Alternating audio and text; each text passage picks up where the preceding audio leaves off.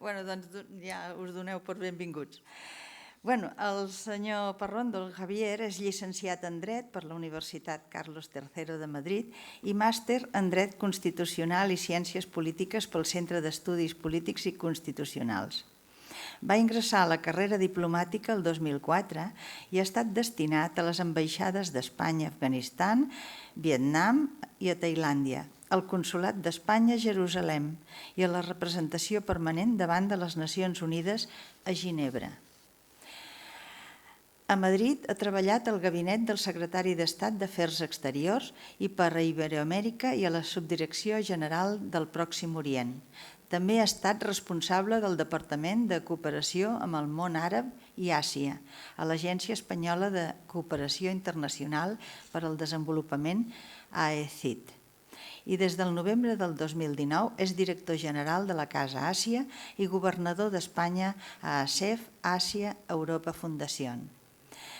Bueno, abans de passar-li la paraula al senyor Santi Castellà, us vull recordar que els Bons Dies són una iniciativa de la Càmera de Tarragona des de fa molts anys, amb el suport de Repsol, CaixaBank i Port de Tarragona i la col·laboració de Big Graphic i d'Izaguirre.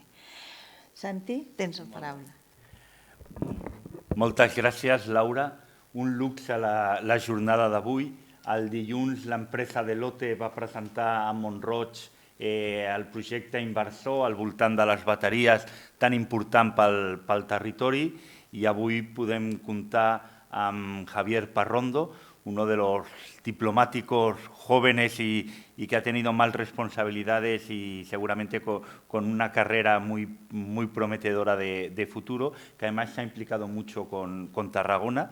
Ya lo explicará él, pero sus abuelos se instalaron a vivir aquí y él pasó parte de su infancia en Tarragona. Y yo creo que esto le ha dado una querencia especial hacia nosotros, con un esfuerzo muy grande que tiene que ver con el Bon Día de hoy, que es la posibilidad de traer la cumbre España-Corea, que se celebra desde hace 15 años, que pueda tener su sesión de trabajo en Tarragona este año. Estamos trabajando sobre la fecha del 14 de noviembre. El año pasado el presidente del Gobierno, Pedro Sánchez, estuvo en Seúl presidiendo la cumbre junto con el presidente del Gobierno de Corea y, por lo tanto, este año, el siguiente, la cumbre tiene una especial importancia y están trabajando muy bien para que aproximadamente una veintena de empresas coreanas vengan a Tarragona y podamos explicarles la realidad plural de nuestro territorio con la industria química, el turismo,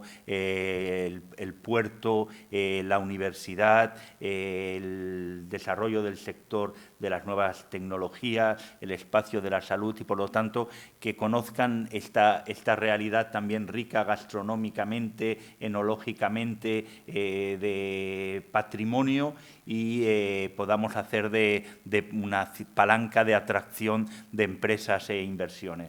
Yo creo que es una actividad muy importante, gracias a la Cámara, porque desde el primer momento se ha brindado a coorganizar y a acoger este espacio entre España y Corea, que tendrá su capital este año en Tarragona. Y muchas gracias a Javier, que hoy en este contexto nos explicará pues, cómo el mundo está cambiando muy rápidamente, los procesos de transición ecológica y de transformación digital cambian la realidad que conocíamos y en este contexto, geoestratégicamente, la emergencia de Asia es muy importante, la mirada hacia el Pacífico de Estados Unidos y de gran parte del mundo y dicen que China se ha definido, su nombre originario era el centro del mundo, ¿no? el imperio del centro. Bueno, pues esta emergencia del mundo asiático que tanto marcará las políticas industriales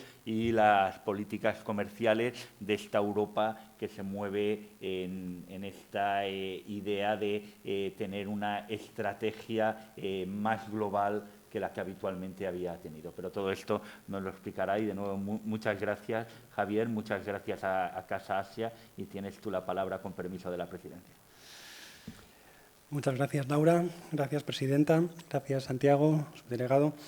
Es un gusto estar aquí con autoridades, amigos, estudiantes. Me complace particularmente que haya también público joven, que es el que va a tomar el relevo en breve de lo que son las políticas, tanto desde el sector público, privado, hacia el mundo y en particular hacia Asia. Como ha destacado el subdelegado, mis abuelos, aunque eran de origen gallego, pero se instalaron en Tarragona y estuvieron aquí unos años que se correspondieron con mi infancia, con lo cual varios veranos estuve aquí y mis recuerdos de esa época están muy ligados a esta ciudad. Así que para mí es siempre un placer volver a Tarragona y sentirme tan bien acogido. Así que, bueno, un gusto. Hemos preparado una presentación que espero que apoye este buen día y me gustaría también dar un saludo a aquellos que, aparte de estar aquí en la sala, los que nos siguen online. La idea es explicar tendencias en Asia. Hemos titulado esta presentación Asia, el nuevo centro de gravedad del mundo, implicaciones geopolíticas y económicas para Europa. Para algunos el siglo XIX ha sido el siglo europeo, el siglo XX el siglo americano y el XXI está llamado a ser el siglo asiático. Veremos por qué. No solo responde a cuestiones económicas, sino también a un cada vez mayor perfil cultural, político del continente asiático y del Pacífico en el mundo. Antes de explicar, como digo, esas grandes tendencias en Asia, me gustaría introducir brevemente la institución que dirijo, que es Casa Asia. Porque aparte de dedicarnos a un ámbito geográfico pues, con gran impulso y un gran recorrido, como veremos por delante, yo soy un gran defensor de los consorcios públicos porque generan sinergias muy interesantes entre, en este caso, tres niveles de la Administración. A nivel central, el Ministerio de Asuntos Exteriores, Unión Europea y Cooperación. A nivel autonómico, la Generalitat de Cataluña. Y a nivel municipal, dos ayuntamientos como son Madrid y Barcelona. Y el inicio de esta presentación va a girar en torno a lo que hemos recogido en nuestro plan estratégico. El pasado año elaboramos este documento que pretende ser una brújula de Casa Asia para los próximos 3 años, 2022-2025. Y ahí, como pueden leer, subrayamos el hecho de que Asia es un continente en constante mutación, que han surgido nuevas dinámicas que marcarán su evolución futura y que, por tanto, las herramientas y marcos conceptuales que veníamos utilizando hasta ahora ya no nos sirven para hacer frente a estos cambios tan rápidos, que hace falta aplicar un pensamiento estratégico vinculado al cambio y una visión a largo plazo. Ahí aparece lo que mencionaba anteriormente, la portada de la revista Política Exterior, que yo no sé si la conocen, pero bueno, es una revista sobre política internacional que se hizo eco de nuestros 20 años en 2021 y que tituló ese número especial como el siglo asiático, lo que anteriormente mencionaba del siglo XXI como el siglo de Asia. Cuando hablamos del crecimiento de Asia y en particular de China, debemos tener siempre en cuenta ese gráfico, el que aparece a la izquierda.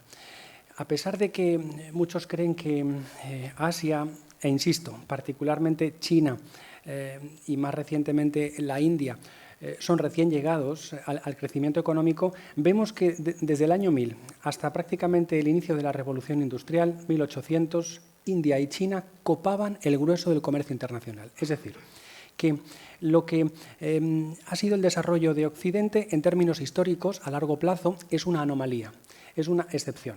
La regla ha sido que China, en rojo, y la India, en amarillo, han copado durante gran parte de nuestra historia reciente, insisto, siglos 1000 a 1800 aproximadamente, gran parte del comercio internacional. Y que lo que estamos viendo ahora es una vuelta a esa situación.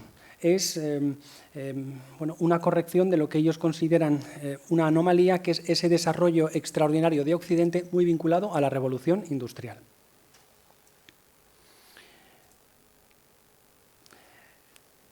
¿Por qué hoy en día Asia es una potencia económica? Pues allí aparecen datos clave. 6 de los países del G20, por ejemplo, se encuentran en la región de Asia y el Pacífico. China es la primera potencia comercial y el principal socio de más de 150 países. Japón es la tercera economía del mundo. Corea del Sur cuenta con empresas líderes mundiales en sectores como la automoción. India está llamada a ser la nueva potencia económica mundial y seguramente superará a China en unas décadas. Y ASEAN, la Asociación de Naciones del Sudeste Asiático, es una de las instituciones regionales más dinámicas porque también el sudeste asiático, con más de 600 millones de habitantes, está llamado a ser un gran polo de desarrollo en la región. Ahí aparecen algunos datos de crecimiento de este año. A pesar de la pandemia y de la política de COVID-0, China crecerá en 2023 al 5%.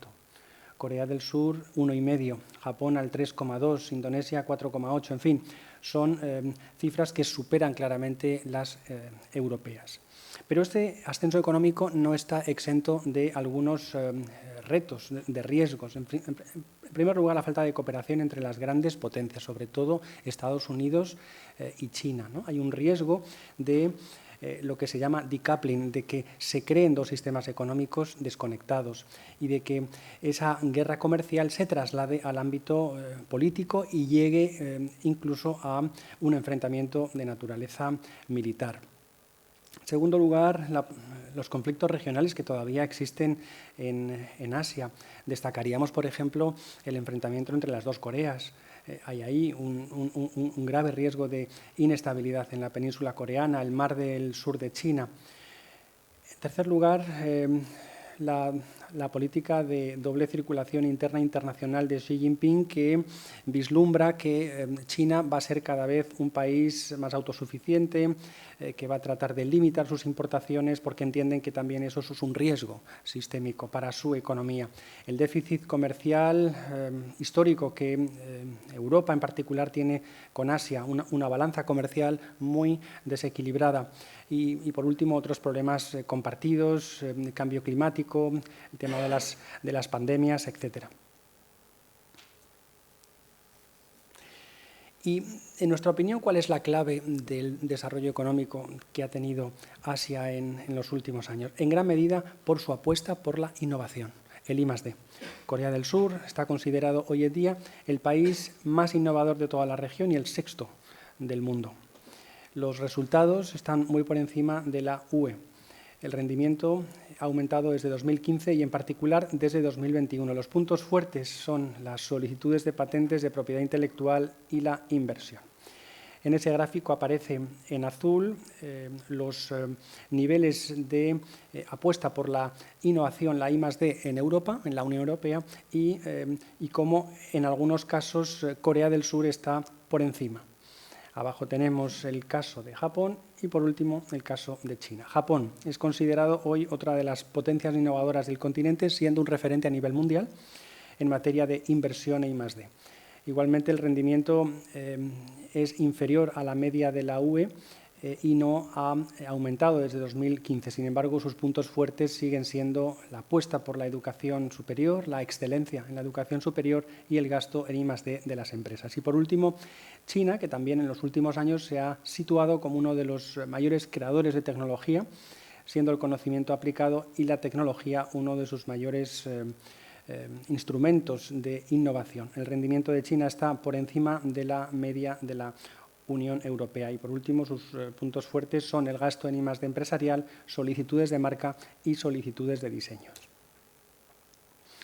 Pero, ¿qué ocurre? Que, como señalaba en la introducción, el ascenso económico de Asia ha venido acompañado por una cada vez mayor relevancia de ese continente en el ámbito cultural. Ya no hablamos de Asia simplemente como potencia económica, sino como una región que aporta contenidos culturales y que es un actor cada vez más destacado en lo que conocemos como industrias de cultura.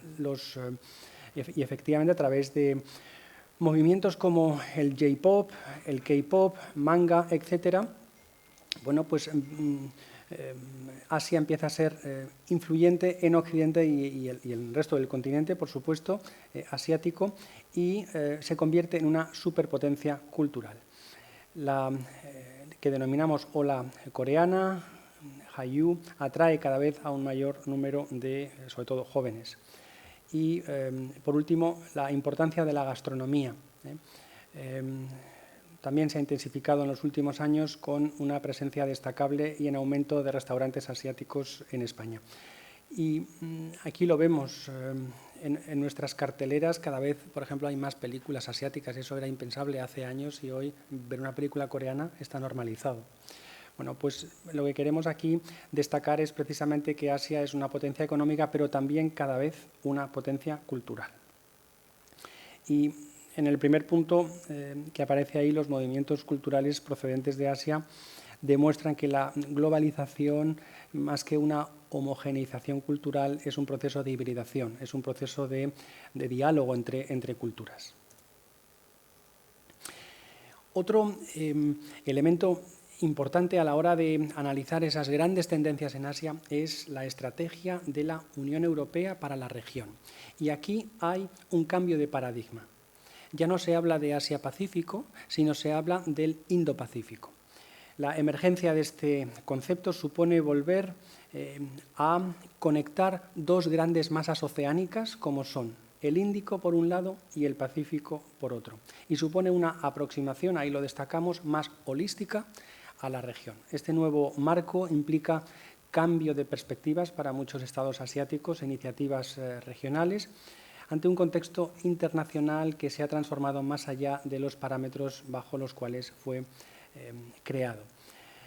Esa estrategia es de abril de 2021 y marca la agenda de la Unión Europea para la región. En primer lugar, como digo, supone un cambio conceptual. Ya no es el concepto de Asia-Pacífico, que era un concepto, digamos, más terrestre. Asia es una gran masa continental, sino que es un concepto más líquido, el Indo-Pacífico, poniendo, insisto, en contacto dos grandes masas oceánicas, como son el Índico y el Pacífico. Y ahí vemos la extensión de esa estrategia, desde las costas africanas del Índico hasta las islas del Pacífico. No llegaría hasta las costas americanas. O sea que ese es un poquito el marco que estamos analizando en torno a una serie de ámbitos prioritarios como son la prosperidad inclusiva y sostenible, transición ecológica, gobernanza de los océanos, gobernanza digital y cooperación, conectividad, seguridad y defensa y seguridad humana. Esos son los elementos que van a marcar la agenda entre Europa por un lado y el Indo-Pacífico por otro. Aquí hemos destacado, puesto que nos encontramos en la Cámara de Comercio, cuáles son los ámbitos que entendemos que pueden ser de especial relevancia para las empresas españolas, catalanas, tarraconenses. Uno es el turismo asiático. China, Corea y Japón son mercados turísticos preferentes para España. Los turistas que proceden de estos países buscan viajes de calidad que benefician a toda la cadena de valor del sector y ayudan a romper la estacionalidad, porque no van buscando un turismo de sol y playa, sino más cultural. En segundo lugar, la internacionalización de las pymes hacia los mercados asiáticos. A pesar de ser el principal productor de alimentos, India sigue importando gran cantidad de alimentos frescos o elaborados. Existen alternativas crecientes a China como mercado de destino en los países de la región de ASEAN. En tercer lugar, la industria del hidrógeno y energías renovables, algo en donde Tarragona se puede situar. Corea del Sur promulgó la primera ley del hidrógeno del mundo para garantizar su desarrollo futuro. Desde la firma del memorando de cooperación entre la Unión Europea y Japón, la cooperación en el sector del hidrógeno se ha intensificado. Bueno, este es un sector prioritario y sobre el que va a girar ese foro al que el subdelegado del Gobierno hacía referencia, que es la 15ª Tribuna España-Corea, que es una reunión entre España y Corea del Sur, que tiene lugar alternativamente en Corea y en España. El año pasado se celebró la 14ª edición en Seúl y tuvimos la gran suerte que coincidió con un viaje del presidente del Gobierno a ese país y fue él quien clausuró esa cita. Bueno, pues bien, ahora la traemos a Barcelona y a Tarragona. La primera sesión el lunes día 13 de noviembre será en Barcelona y la segunda en torno al papel del hidrógeno, energías renovables, aquí, a Tarragona, haciéndonos también eco de esa gran inversión de la empresa coreana Lotte, que se instalará en breve en Mont-Roig, en torno a la fabricación de placas necesarias para las baterías eléctricas y la fabricación de coches eléctricos. Sigo con esos ámbitos de cooperación prioritarios: ciencias de la vida, asistencia sanitaria y biotecnología, y por último, movilidad sostenible e inteligencia artificial. China, ahí mencionamos, mantiene el liderazgo mundial en la fabricación y venta de automóviles. Las nuevas industrias como vehículo eléctrico y el Big Data, así como las necesidades ecológicas, exigen a China iniciar una nueva era de electrificación de alto nivel. Y, por último, Japón sigue siendo una potencia mundial en el sector y trabaja en el desarrollo del vehículo del futuro más sostenible e inteligente. Bien, eso desde un punto de vista empresarial.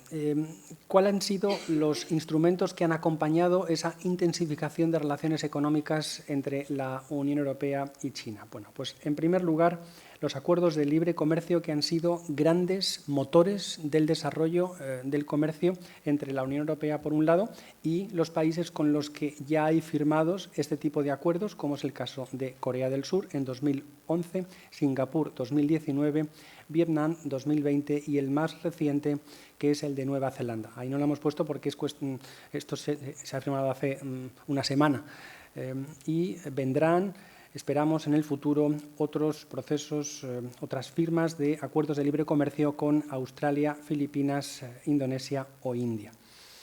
En segundo lugar, un acuerdo de protección de inversiones Unión Europea y China, que está en estos momentos paralizado por el Parlamento Europeo. Pero, bueno, eso hubiera sido un paraguas que daría más seguridad jurídica a las inversiones europeas en China, pero, como digo, ahora mismo está paralizado.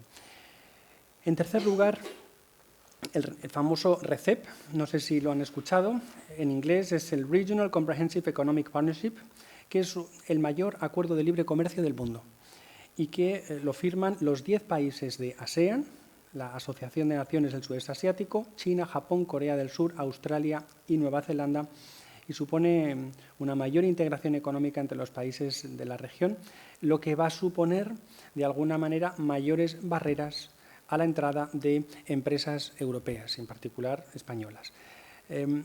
Por eso decimos que el comercio en la región será cada vez un comercio intraasiático. Aunque hay grandes oportunidades en Asia, no hay que perder de vista la firma de este tipo de acuerdos, que hace que las barreras arancelarias y de otro tipo para la entrada de empresas y productos extranjeros sea cada vez más difícil. Y por último, una iniciativa que ha cobrado fuerza en la última reunión del G20 en Nueva Delhi, el India Middle East Europe Economic Corridor, que impulsan la Unión Europea e India y que van a empezar a desarrollar una estrategia propia de conectividad que pondrá en relación Europa-India, pasando por Oriente Próximo.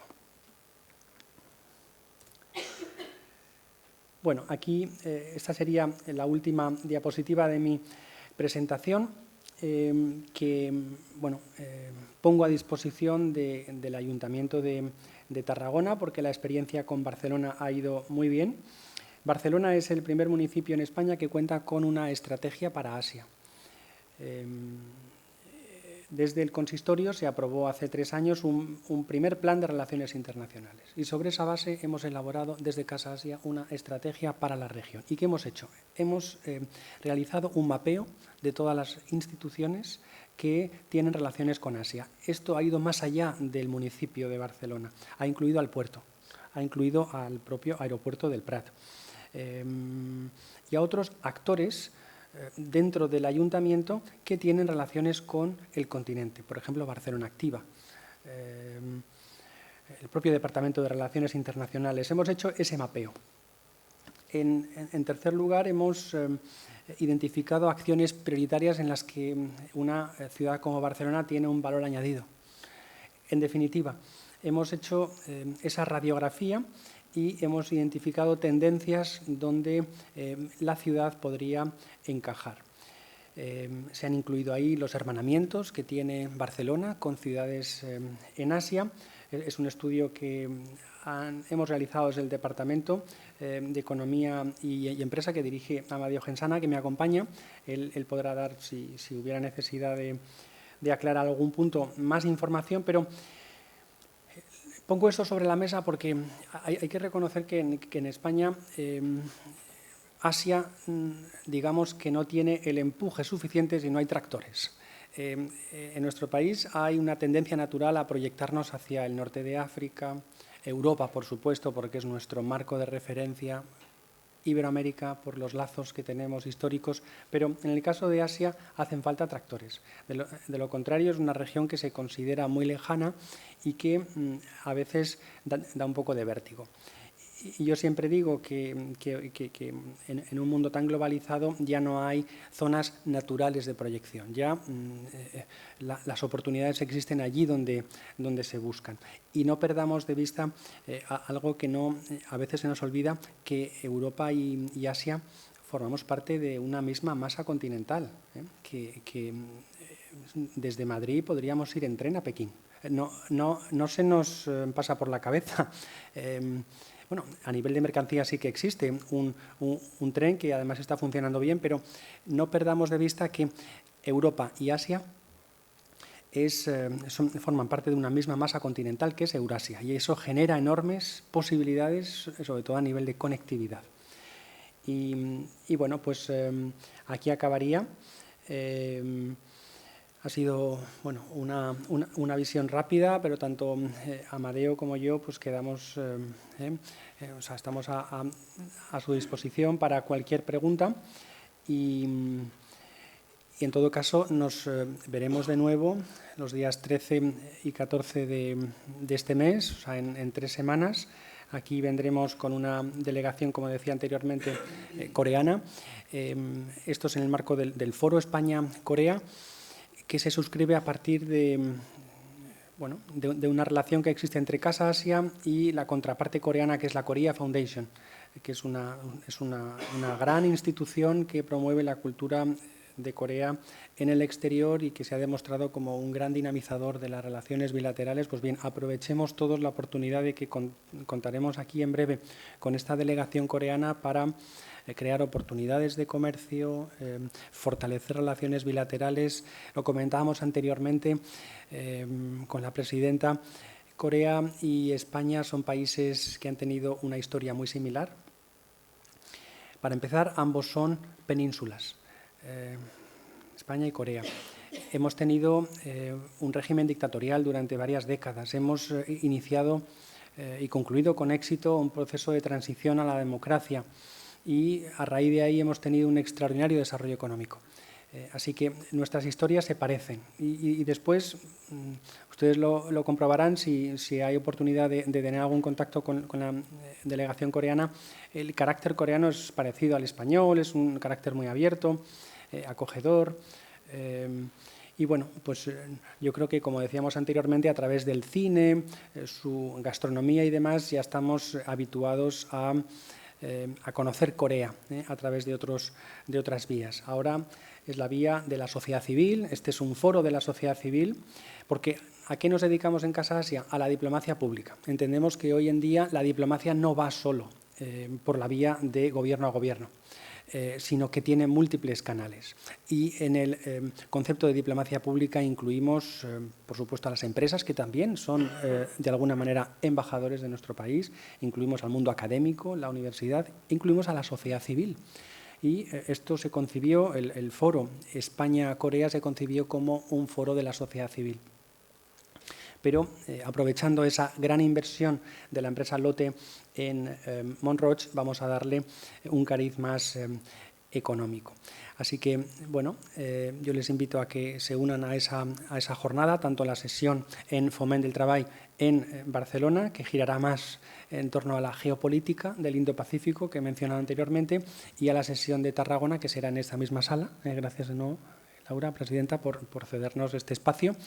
Y nada, pues muchísimas gracias por su atención.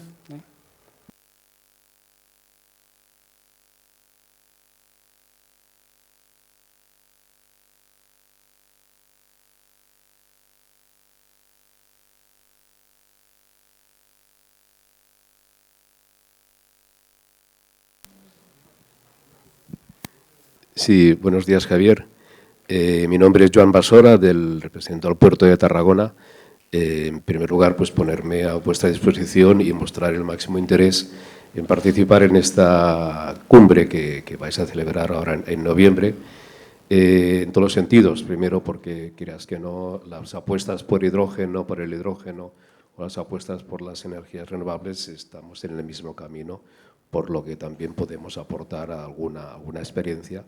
Y solo, pues bueno, recordarte que con Corea nos une una gran relación desde hace muchos años, por donde recibimos, yo creo que todas las marcas de automóviles coreanas que entran a la península ibérica. A tu disposición. Gracias.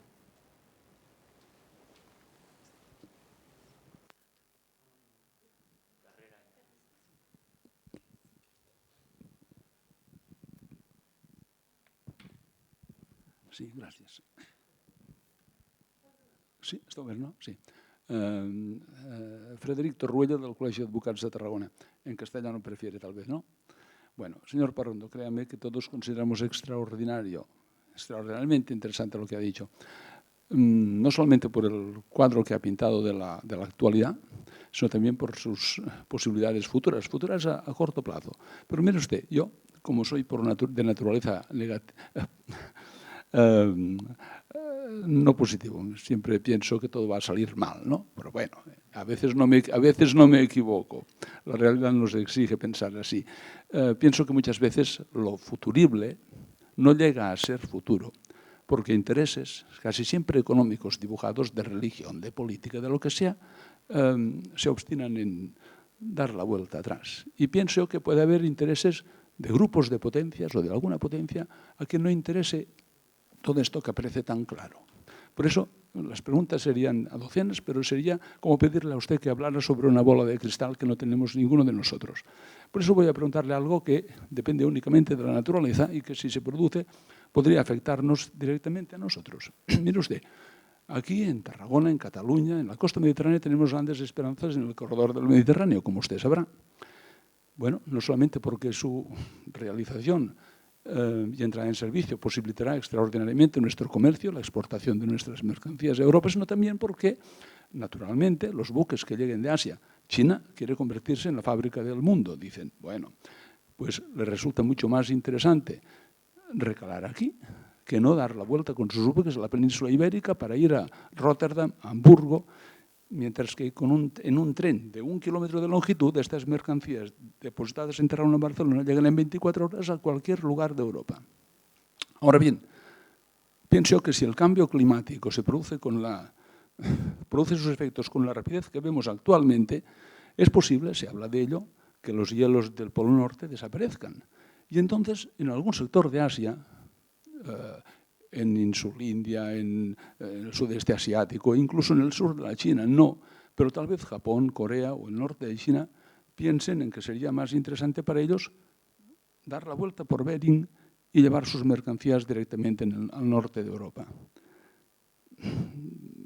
India, tengo entendido que proyecta o tendría interés en construir un ferrocarril que a través de Pakistán, Irán, llegara hasta Haifa y exportara sus productos desde aquí. Pero estos otros que le he mencionado tal vez optaran por esta otra vía. Quisiera que nos diera su opinión al respecto. Gracias.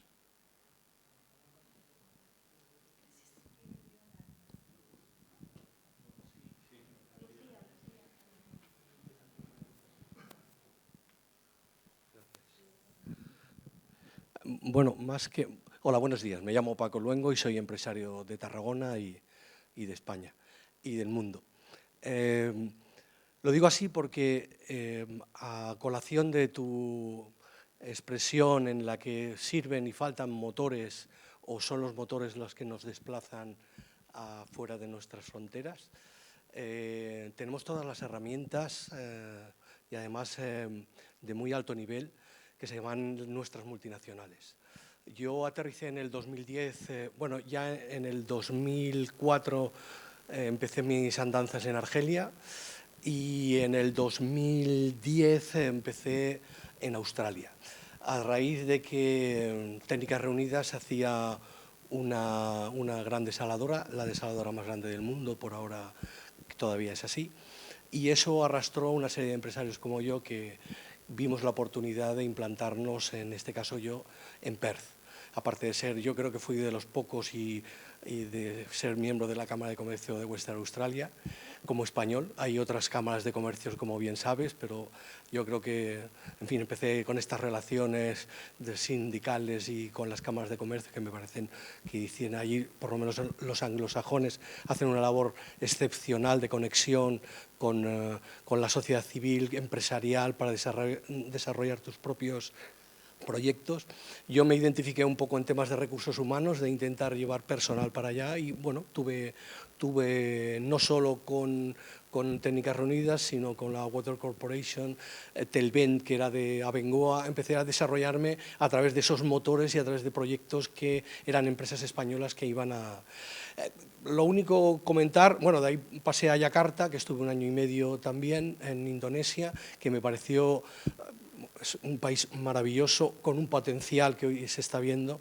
10 años atrás nadie podía comprender que podía ser hasta la 6ª economía del mundo. Ya no solo por sus 250 millones de habitantes, sino un poco cómo está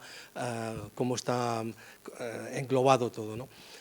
Hice alguna relación con Indorama y Argelia por el tema de fertilizantes. O sea, tenemos oportunidades de conectar, pero a veces el ICEX, para mí, que lo he vivido en propio, se queda corto en esa promoción de ir a rebufo de estos grandes proyectos. O te marca una línea muy clara de dónde tienes que ir por el desconocimiento de los demás. Y yo lo que puedo decir a todo el mundo es que se atreva a ir solo, que no pasa nada. Estos señores quizá de abogados sí que nos podrían ayudar más de cara a interpretar las leyes y la fiscalidad de cada uno de los países, porque yo en el año 2004 estaba casi bajo una jaima en el centro de Argelia, en Hassim El Saud, con un notario haciendo mis propios estatutos, con lo cual de ahí a unos países tan regidos y tan controlados como Australia o Indonesia mismo, porque ese desconocimiento nos hace ver que son países muy seguros además.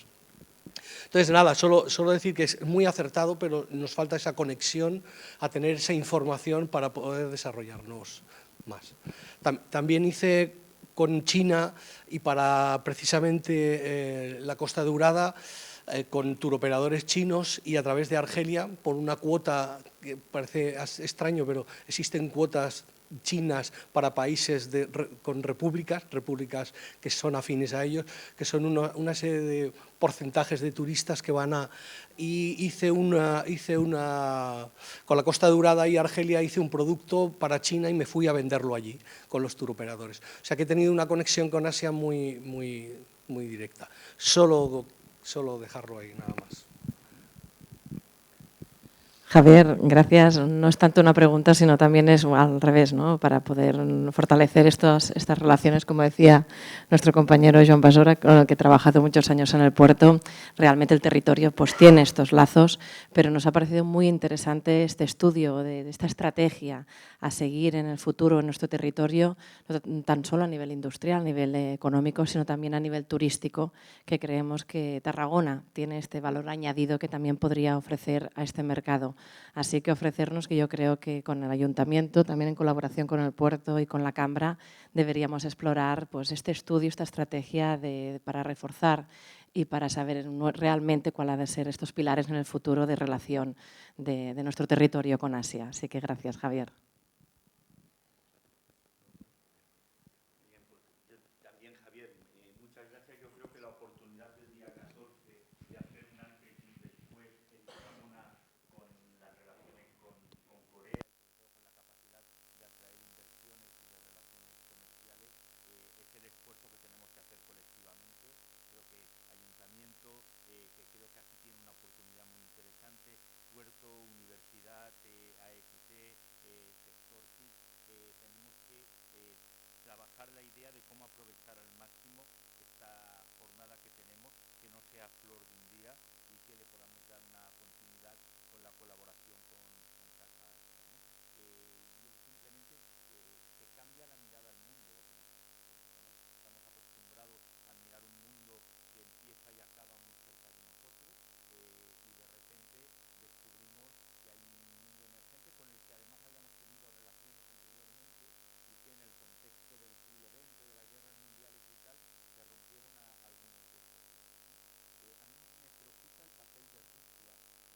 esta relación euroasiática, ¿no? Rusia tiene sus propios teóricos que hablan de Eurasia en unos términos concretos, pero además entre Rusia y Turquía se acaba estableciendo una región vital para estas relaciones euroasiáticas, donde los gasoductos, el tráfico de gasoductos tendrán mucha influencia. Te quería pedir una breve reflexión sobre esto, ¿no? Yo creo que parte de los conflictos que estamos viendo tienen que ver con el reposicionamiento de Rusia en esta mirada asiática que cambia el mundo, ¿no? En este giro hacia el Indo-Pacífico que cambia la concepción que tenemos del mundo, y seguramente el propio mapa del mundo lo veremos evolucionar dentro de un tiempo, y esta Europa que siempre dibujamos demasiado grande y en el centro, pues a lo mejor se ve un poco más desplazada, y ahí tenemos que hacer también un esfuerzo importante para que los valores occidentales sigan marcando la dinámica de la universalización del mundo.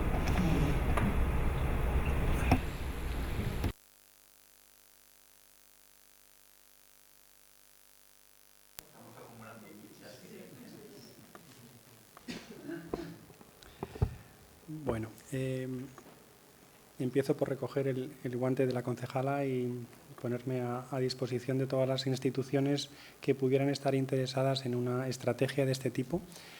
Creo que es una iniciativa, para empezar, factible, poco costosa, porque todo se ha hecho in-house por parte de la casa, Amadeo, Gensana y su equipo, y que ha supuesto un revulsivo en el caso del ayuntamiento, porque incluso el propio ayuntamiento no era consciente de lo que hacían sus distintos servicios. Mencionaba antes el caso de Barcelona Activa, se ha hecho una relación de los hermanamientos, que algunos estaban casi metidos en un cajón. En definitiva, ese mapeo es la base imprescindible para orientar bien las políticas públicas y por tanto, son saludables para las instituciones, porque más allá de los cambios que pueda haber, ese documento permanece como digo, como base para proyectar la ciudad y las instituciones en torno a Tarragona, principalmente el puerto. Así que yo creo que una estrategia de este tipo podría encajar bien en este contexto si unimos actores. Y ahí, aparte del ayuntamiento, debe estar, por supuesto, Port de Tarragona, la Cámara de Comercio y los actores que ha mencionado el subdelegado anteriormente. Así que la casa está a vuestra disposición. En segundo lugar, el factor Rusia en todo este contexto. Rusia es una potencia revisionista que está en estos momentos buscando su encaje después de la disolución del bloque soviético, donde tuvo un papel central en las relaciones internacionales, y como potencia revisionista desea cuestionar los fundamentos del actual orden internacional. No solo desde una perspectiva regional, sino también mundial. No comparte algunos principios del orden liberal internacional porque su propio sistema político no es liberal y, por lo tanto, uno se proyecta en base a los valores que sustentan el sistema político ruso. Así que, efectivamente, va a ser un factor distorsionante en las relaciones con Asia, porque si hay una potencia euroasiática que nos viene a la mente es, sin duda alguna, Rusia, con una pata en Europa, pero también otra en Asia. Recordemos que Vladivostok está frente a las costas coreanas, así que esa extensión geográfica hace de Rusia un país euroasiático que no está jugando el papel que le corresponde como bisagra en las relaciones entre Europa y Asia. Y yo lo he visto de manera muy directa en la Fundación Asia-Europa, en la que represento a España y en el que somos presidencia durante este año. España preside la Junta de Gobernadores de esa fundación, que es el principal instrumento de relación desde una perspectiva de sociedad civil, lo que mencionábamos anteriormente, de diplomacia pública. En ASEF nos ocupamos de desarrollar proyectos que no son de gobierno a gobierno, sino implicando a sociedad civil, ONGs, mundo empresarial. Bien, en esa fundación, gracias al principio de mayoría simple, que es el que rige en la toma de decisiones, hemos conseguido suspender a Rusia. Y la fundación ha conseguido sobrevivir, porque otros foros en los que no ha sido posible lograr ese resultado han quedado paralizadas.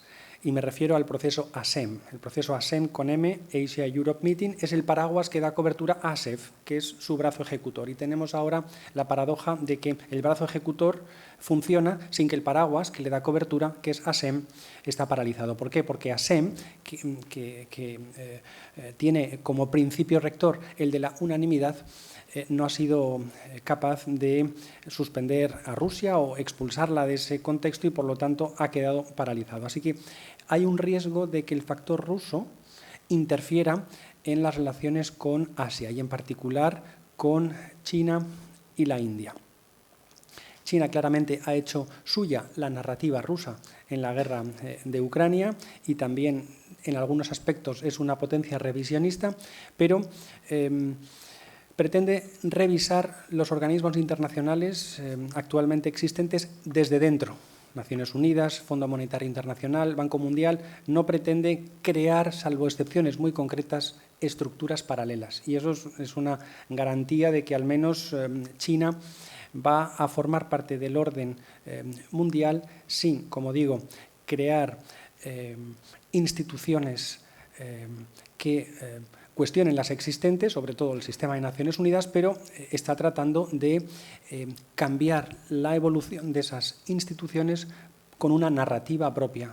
Ellos no entienden de la misma forma el concepto de derechos civiles y políticos como lo hacemos nosotros. Ellos inciden en los derechos económicos, sociales y culturales porque, bueno, vienen de una ideología que tiene esos derechos en el centro de la acción política. Así que es bueno que los términos queden fijados y tengamos un núcleo de entendimiento básico, aunque en otras cosas tengamos perspectivas distintas. Lo digo porque hemos, y esto hay que reconocerlo, aunque yo sea un defensor de las relaciones con Asia, hemos pecado en ocasiones de cierta ingenuidad, sobre todo con China. Su gran proyecto, que es la Franja y la Ruta de la Seda, el One Belt, One Road, no es solo un instrumento de expansión económica, sino que también es un proyecto de dominación geopolítica. Y cuando penetra en algunos países, pues por ejemplo de Centroamérica, de sudeste asiático, no lo hace solo para posicionarse como potencia económica, sino también como hegemón regional. Y en ese sentido debemos tener en cuenta las oportunidades, pero también los riesgos. En España, sobre todo en el sector puertos, se ha tendido a una política de puertas abiertas, lo cual sería impensable en sentido inverso. La inversión de empresas españolas en sectores como el de las telecomunicaciones, puertos, aeropuertos, está vetado. Por lo cual siempre decimos que queremos lo que se denomina en inglés un level playing field, es decir, que las condiciones aquí y en China sean equiparables y que el marco regulatorio y las posibilidades de operar en China sean las mismas que las que tiene una empresa china en España o en el contexto europeo. Y eso ahora mismo no se da. Hay una enorme desproporción entre lo que puede hacer una y otra, dependiendo de si se encuentra en España o en China. Y bueno, respecto a la bola de cristal, yo no la tengo, pero creo que en el futuro las dinámicas de relación con Asia van a cambiar profundamente. Usted se refería a China como la fábrica del mundo, lo será cada vez menos. China ya no va a inundar como hasta ahora de productos nuestros mercados porque se va a centrar en sectores de cada vez mayor valor añadido. Y no olvidemos que China es también una sociedad que se va a ir envejeciendo de manera paulatina, y eso va a tener un enorme impacto en la propia sociedad china. Y un elemento de enorme debilidad que estamos viendo en China, del que no hay datos, porque tampoco las propias autoridades chinas en ese sentido son muy transparentes, es el alto grado de paro juvenil. Y bueno, hay tendencias en China que hablan ya de síntomas de debilidad de la economía. Y desde luego en el futuro no veremos tasas de crecimiento del 7-8% de crecimiento en China, sino que se van a ir modulando en torno a ese 4, como máximo 5% en el futuro. Y yo creo que he cubierto todo. ¿Había más preguntas por ahí? Sí, gracias. Buen día, Wolf Canelón, director de Vínculo. Es un pequeño emprendimiento que pretende la vinculación de talento digital de Latinoamérica con la empresa española. En relación a eso, me interesa saber si ustedes tienen algún tipo de estudio, algún planteamiento o alguna idea respecto a la vinculación de talento, bien sea digital o talento humano transfronterizo entre Asia y España, y qué ideas tiene al respecto. ¿Cree que esa es una posibilidad de aquí a unos años o ya está siendo una realidad entre estos países? Gracias.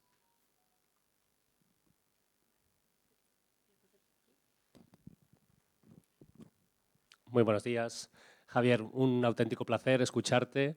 Yo tuve el honor de trabajar con el señor Parrondo hace ya 13 años en la Embajada Española en Ginebra, ante Naciones Unidas. Me llamo Ignacio de las Cuevas, trabajo en el Centro Tecnológico Eurecat, aquí cerca en Vilaseca, y yo también de los 16 años que he estado fuera del extranjero, 10 han sido en Asia, viviendo en países como Bután, Myanmar, Tailandia y Maldivas, con lo cual conozco un poquito la red asiática. Me ha encantado la exposición, además ha sido muy breve, pero realmente ha sido muy al detalle y nos has dado esa panorámica tan interesante. Mi comentario es más una llamada de atención hacia temas que quizás escapan un poquito más de esos temas que solemos siempre tocar nosotros, ¿no? El temas empresariales, de innovación, y viene sobre temas de interculturalidad, ¿sí? Temas de conocer realmente cómo piensan los asiáticos, y de nuevo, hay una variedad brutal, ¿sí? Desde un indio hasta un coreano, pues realmente la forma de pensar, de actuar, de razonar, de pedir las cosas, eso hay que leer entre líneas, ¿no? Hay mucho lenguaje, sobre todo también con el mercado japonés, que conozco bastante bien, y con lo cual creo que aquí el trabajo que tendríamos que hacer desde la zona, desde nuestro territorio, desde Cataluña, desde Tarragona, desde España, es trabajar para vencer esos estereotipos, ¿no? Esas imágenes que a veces tenemos, bueno, pues asiáticos, pensamos realmente y rápidamente en China, ¿no? Pero que realmente hay muchos matices y muchos países que tienen una cultura, pues, por su influencia europea, como es un Vietnam, por su influencia británica, como es un Myanmar, que tienen muchas especificidades y idiosincrasias diferentes. Con lo cual, mi comentario es de empezar a trabajar ya desde ahora, para que luego podamos, pues eso, trabajar de forma más fácil con un mercado asiático muy multidiverso, multicultural, con temas de interculturalidad para vencer esos estereotipos. Gracias.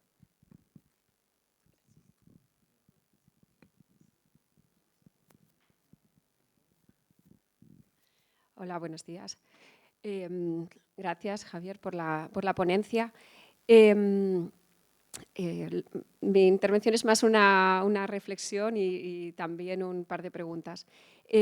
Actualmente, en estos meses, España está presidiendo la Unión Europea y lo hace con 3 prioridades, ¿no? La reindustrialización, la lucha contra el cambio climático y la transformación digital, ¿no? La digitalización.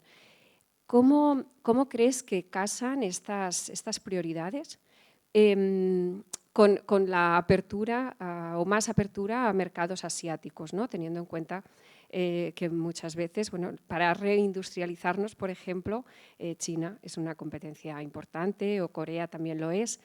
En resumen, ¿no? ¿Crees que estas prioridades de alguna forma nos van a llevar a una legislación más restrictiva o más proteccionista en relación a los mercados asiáticos? Y por otra parte, la segunda pregunta sería A nivel legislativo, ¿qué retos crees que tenemos a nivel tanto europeo como español para facilitar, en todo caso, la apertura de nuestras empresas a los mercados asiáticos? Gracias.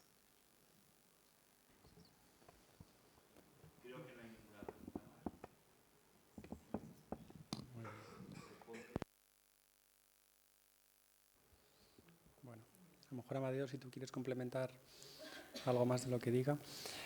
En relación con la atracción de talento, mi experiencia es que el talento está muy conectado a los nodos, está muy conectado a la especialización. Y las ciudades deben encontrar, deben saber cuál es su ADN y cuál es el posicionamiento que pueden tener. Aquí, desde luego, el sector petroquímico es un sector en el que se podría crear podría derivar en la creación de un hub de talento. Hemos visto, por ejemplo, en el caso de León, otras ciudades españolas que se han especializado en áreas concretas y han creado hubs. Y a partir de ahí la atracción de talento. Eso debe ir acompañado pues, de una buena red de transportes, una oferta cultural, alojamiento a precios asequibles, pero fundamentalmente entendemos que la atracción de talento está vinculado a la especialización y a la creación de hubs, claramente. Hay una tendencia a que ese talento se concentre en las grandes ciudades, pero en un segundo nivel, ciudades como Tarragona creo que tienen un recorrido enorme por su posición geográfica, buen clima, oferta gastronómica, población acogedora. Así que hay que ver cuáles son los ámbitos donde Tarragona destaca por encima del resto y centrar las políticas en ese ámbito. Los temas de interculturalidad para nosotros son clave y creo, Ignacio, que ese es un ámbito en el que tenemos mucho que trabajar.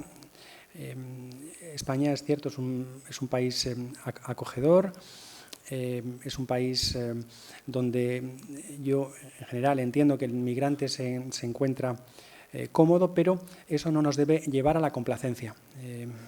Aquí sigue habiendo comportamientos racistas que a lo mejor son inconscientes, pero que la persona que viene de fuera rápidamente los detecta. Se ha trabajado más con otras comunidades, hay que reconocerlo, porque representan un mayor riesgo, incluida la seguridad, como por ejemplo las comunidades de origen norteafricano, o las comunidades de origen centroamericano, pero como la asiática, digamos, no supone una amenaza porque nunca lo ha sido, su nivel de integración es alto, no hay criminalidad en ese ámbito, no debemos ser complacientes, como digo, y atender sus necesidades. Cuando hablamos con ellas nos hablan de fenómenos de microrracismo, de fenómenos de meter a todos los asiáticos en la bolsa de China, pequeños gestos que yo creo que en nuestra vida cotidiana podemos cambiar para hacer que España sea un lugar más acogedor para las comunidades asiáticas. Y después, lo que hemos visto, y por eso hemos publicado una guía que compartiremos con todos en breve, estamos ya ultimando los detalles, la maquetación y demás, es una guía de la oferta de estudios de lenguas orientales en España. Lo que vemos es una enorme desproporción. El español es muy popular en Asia y, sin embargo, aquí es que nadie habla coreano. Es que para esta cumbre vamos a hacer una traducción simultánea desde Corea. Las traductoras estarán desde allí. O sea, el diálogo entre culturas debe ser un diálogo entre iguales y en esa igualdad incorporamos elementos como el respeto, por supuesto, pero también la lengua. Como digo, yo que he estado mi último destino en Tailandia, la trayectoria de los departamentos españoles allí es enorme. Hay grandes departamentos en todas las ciudades, Bangkok, Chiang Mai, Chiang Rai, y sin embargo aquí tailandés ¿Quién lo habla?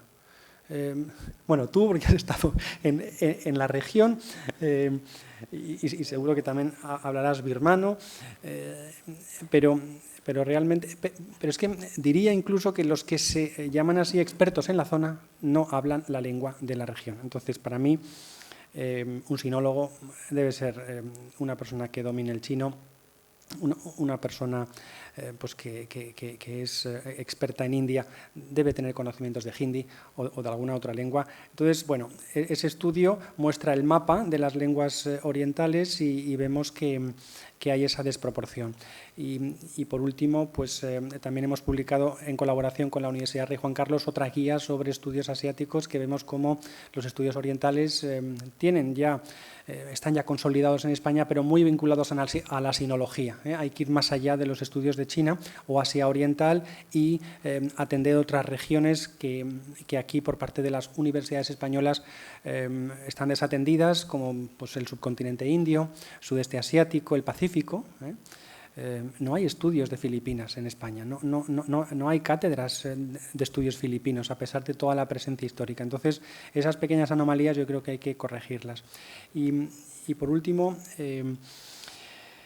la pregunta relacionada con las prioridades de la Unión Europea, yo creo que, como bien ha señalado, el marco regulatorio es fundamental.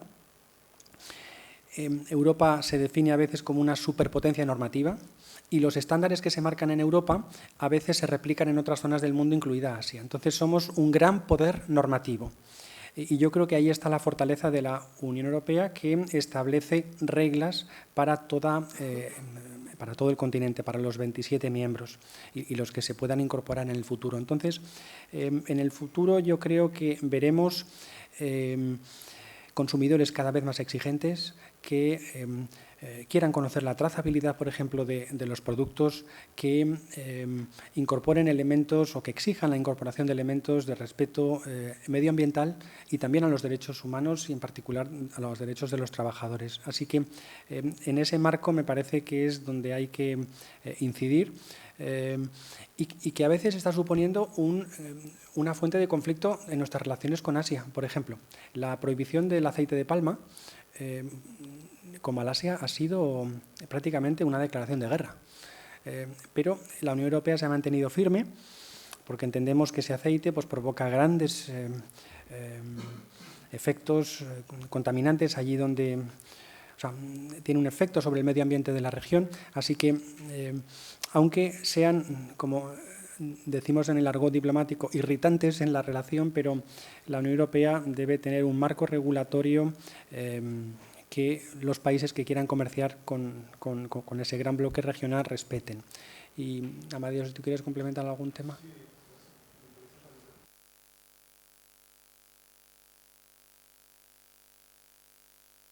Me gustaría hacer referencia a algunas de las preguntas que se han hecho. La primera es sobre todo el tema del transporte marítimo, ¿no? Y ahí, bueno, lo cierto es que aproximadamente el 40% de todos los objetos que nosotros tenemos en nuestras casas, ¿no? En cualquier casa, están fabricados en China, ¿no? Empezando por la ropa, probablemente por los aparatos de aire acondicionado, etcétera, ¿no? Y esto, como decía Javier, pues ha convertido a China en la fábrica del mundo, ¿no?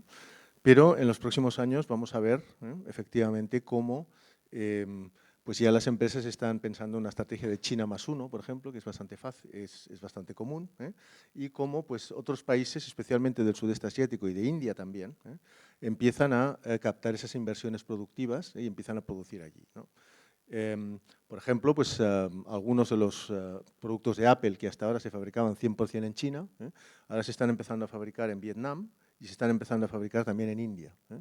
Con lo cual, veremos que cada vez China es menos, como decía, pues, un centro de producción y se dedica pues, a otras cosas.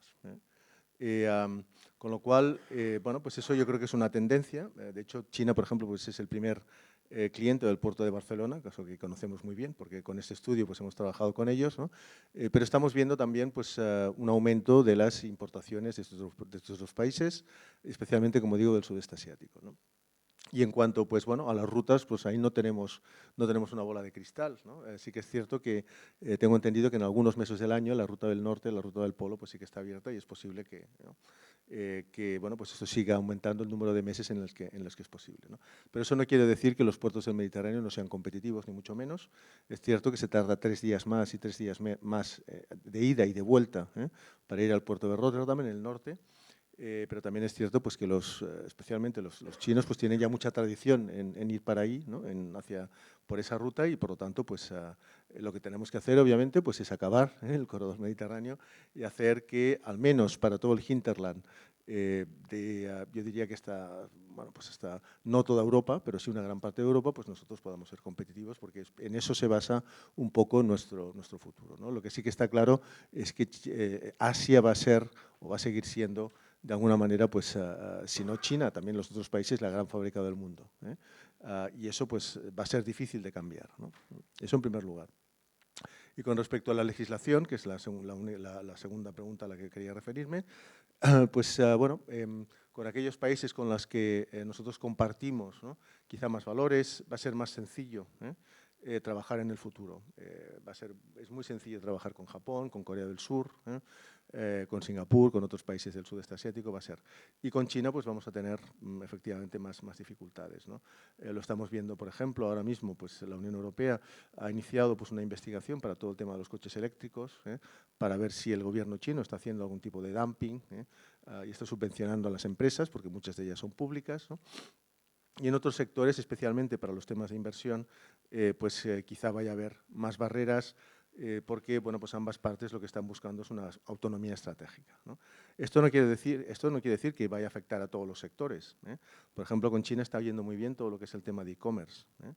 Y nuestras empresas, las empresas españolas, están utilizando las plataformas de e-commerce en China para poder introducir sus productos, y eso, por ejemplo, pues está yendo muy bien, ¿no? Pero vamos a tener que ver caso por caso a qué sectores nos estamos refiriendo, si son sectores estratégicos o no, y a partir de ahí pues yo creo que vamos a tener que ver un poco cuáles son las barreras legislativas por ambas partes, ¿no? Para poder realmente hacer negocios, ¿no?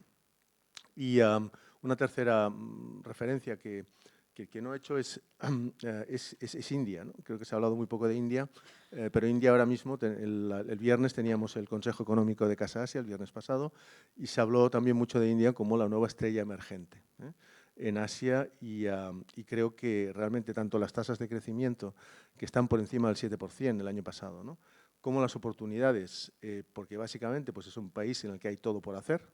Pensemos que en China, por ejemplo, la renta per cápita pues está en unos $12.000, en India está en 2.000. Pensemos un poco todo el recorrido que tiene, tanto pues por lo que respecta al aumento de las clases medias, como a la necesidad de infraestructuras, a toda la necesidad que tienen, por ejemplo, en el sector de alimentación, tecnologías un poco para poder conservar los alimentos, ¿no? En definitiva, en todos los sectores, creo que es un país que tenemos que mirar muy de cerca, obviamente pues sin olvidar otros países de la región, ¿no? Y eso es todo por mi parte.